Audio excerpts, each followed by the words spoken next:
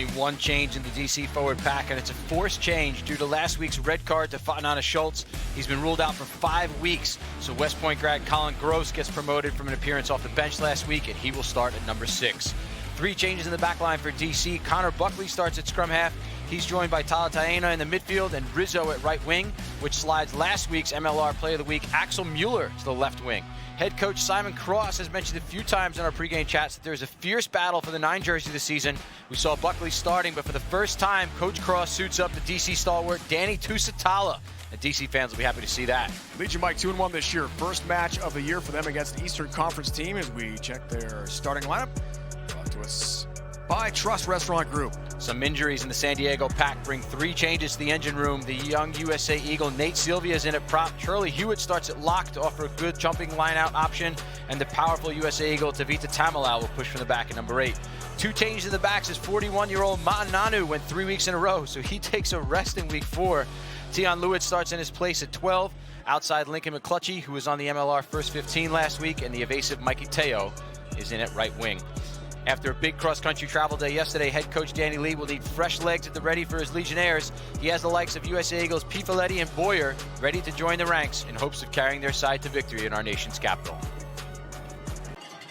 Weather conditions about 50 degrees, as Mike talked about. Top of the broadcast, a lot of rain and wind over the last day or so. Rain holding off for now. Kickoff in Old Gory DC. Head-to-head with San Diego, getting toward the 5. Looks organized here for Roach. Set prop, good pass to the number 8 to Milau. Advantage for San Diego. Pass inside. Things look good for the Legion. They'll dot it down. Lewitz, the inside center. Plenty of speed, plenty of power. Landed about 9 p.m. by the time we got to the hotel. They marched themselves upfield thanks to a couple of handling errors from Old Glory DC off those kicks. And that one there, nothing fancy about that, just very direct running. Again, maybe an opportunity for them to run 12 and 13 hard at the line and have an option at least to go wide if they want to. Scrum collapses. Nothing's happening. Scrums, penalties just left, right, and center here at scrum time. Wind is whipping today. It's been active. Flags are up. Barely over the crossbar.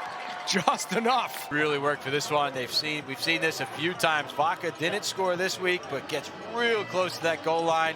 Love the shift, love the confidence, love the creativity.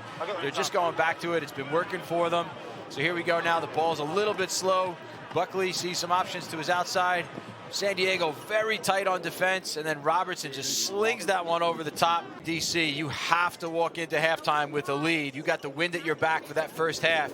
The aerial game where the ball is just flying around in the air, playing tricks on the receiver. Those were our first half sportable stats, and here we go. Half number 2 from Germantown.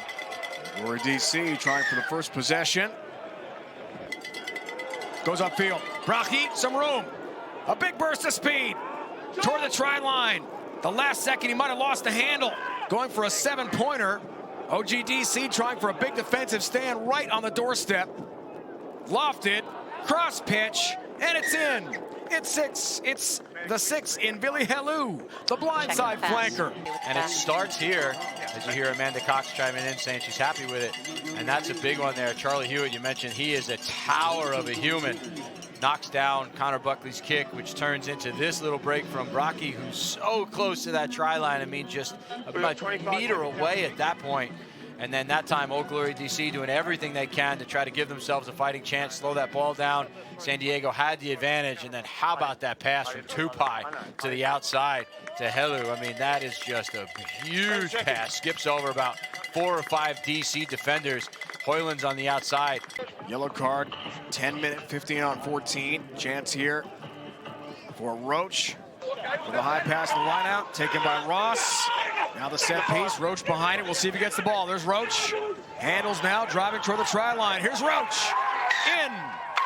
Arm is up, dots it down.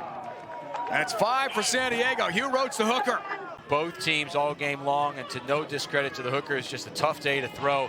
But that one, on the money that time from Roach, then finds his way to the back. Good patience. They have that extra player in the back. There's Lewitz trying to add some weight in. Not sure that he's totally necessary, but throws a shoulder in there anyway. But they are just going forward. And there's Hewitt leading from the front. He's got his back turned a little bit, but man, that's P. Folletti in there. A point on the line here. Final moments of the match. Who grabs it? Hewitt. Driving toward the try line. They're across. It's not a down. And they get the try. They get the bonus point.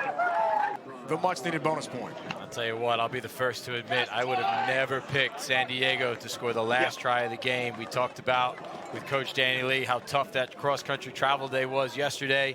They were up all day on the plane, on the bus, arriving late to the hotel. But I'll tell you what, they dot that one down into injury time in the second half. Take a bow, San Diego. That is a huge win.